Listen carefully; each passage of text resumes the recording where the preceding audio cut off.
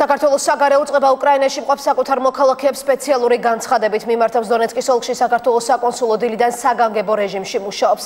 საკონსულო აღრიცხვაზე მხოლოდ დონეცკის ოლქში საქართველოს 1200-მდე მოქალაქე იმყოფება, თუმცა გასხოვებულ მონაცემებს ფლობს უკრაინის მიგრაციის სამსახური. რამდენად დაცულია ხელწერტილში მყოფი საქართველოს მოქალაქეთა უსაფრთხოება. დონეცკის ოლქში საქართველოს კონსულს დავით ლაბაძე ესაუბრა. უკრაინის აღმოსავლეთით განვითარებული მოვლენების გამო ჩვენ დაუკავშირდით საქართველოს კონსულს ქალაქ დონეცკში ბატონ ირაკლი ადვაძეს. ბატონ ირაკლი, მოგესალმებით და დიდი მადლობა იმისთვის, რომ დაგვთანხმდით ინტერვიუზე. პირველ რიგში მინდა გკითხოთ ქალაქ დონეცკში არსებული მდგომარეობის შესახებ, რამდენად ეს არის ქალაქი, სადაც ცოტა ხნის წინ გამოაცხადეს დამოუკიდებელი სახალხო რესპუბლიკის შექმნის შესახებ. ვინ აკონტროლებს ამ დროისთვის ქალაქს და რა მდგომარეობაა ზოგადად ქალაქში? რა თქმა უნდა, ქალაქში მძიმე მდგომარეობა, მძიმე სიტუაცია, ვინაიდან დაკავებული აქვთ პრორუსულ აქტივისტებს ქალაქის პრაქტიკულად ძირითადი სახელმწიფო უწყებები, პრაქტიკულად ყველა სახელმწიფო უწყება. გუშინ თქვენ კარგად იცით, რომ გუშინ დაიკავეს პროკურატურის საოლქო პროკურატურის შენობა. დაკავებულია სახელმწიფო ადმინისტრაცია, ასევე დაკავებულია ტელევიზია, მაუწყებლობს მათი ტელევიზია, მათივე ლოგოთი. რაც შეეხება ქალაქში არსებულ მდგომარეობას და საქართველოს მოქალაქეებს, რომლებიც იმყოფებიან ქალაქ დონეცკში და ასევე დონეცკის ოლქის სხვა ქალაქებში. რამდენი საქართველოს მოქალაქეა საკონსულო აღრიცხვაზე და როგორია მათი მდგომარეობა, რამდენად უსაფრთხოდ არიან ისინი და გრძნობენ თავს?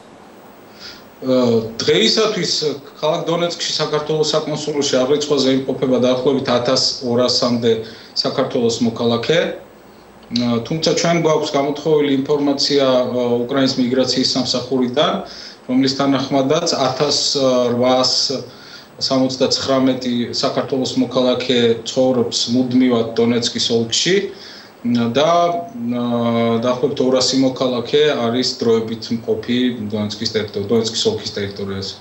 ბატონ ირაკლი, იმდენად რამდენად მდგომარეობა ძალიან რთული აღნიშნულ რეგიონში, თუ არსებობს ცხელი ხაზი, დაუშვათ რომელზეც საქართველოს მოქალაქეებს შესაძლებლობა ექნებათ რაიმე პრობლემის შემთხვევაში დაგიკავშირდნენ და გაცნობონ ამის შესახებ. ქალაქ დონეცკში საქართველოს საკონსულოს გააჩნია ცხელი ხაზი, უკვე რამდენიმე თვეა ეს ხაზი მოქმედებს, ჯერ კიდევ კიევში განვითარებული მოვლენების შემდგომ, ვინაიდან ჩვენ მუდმივად ვიმყოფებით კავშირზე ჩვენს მოქალაქეებთან. იყო რამდენიმე გამოხმაურება ლუგანსკიდან, ქალაქ ლუგანსკიდან, იქ იმყოფებიან ჩვენი სტუდენტები, ასევე არიან სტუდენტები ქალაქ ხარკოვში, დონეცკშიც, თუმცა დონეცკში ნაკლებად არის ამის, ასე ვთქვათ, საშიშროება,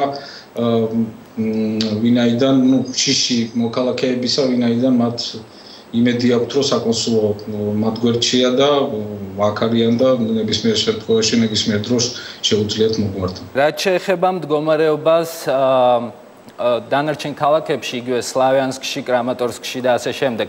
თქვენ რა ბოლო ინფორმაციას ფლობთ ამ სპეცოპერაციის მიმდინარეობასთან და მსხვერპლთან დაკავშირებით? თუ გაქვთ თქვენ რაიმე დამატებითი ინფორმაცია ადგილობრივ მედიაში? მსხვერპლის შესახებ ინფორმაცია არ გავრცელებულა ოფიციალურად, ვინაიდან ჯერ კიდევ აქტიურ ფაზაშია ანტიტერორისტული ოპერაცია. რაც შეეხება რა მდგომარეობა ამ წუთისათვის კლიმატური პირობების გამო ოფიციალურად გავრცელებული ინფორმაციით კლიმატური პირობების გამო შეჩერებულია დროებით აღნიშნული ოპერაციის აქტიური ფაზა. ძალიან დიდი მადლობა ბატონო ირაკლი. მომბის შეკითხვებს საქართველოს კონსული ქალაქ დონეცკში ირაკლი ადვაძე პასუხობდა.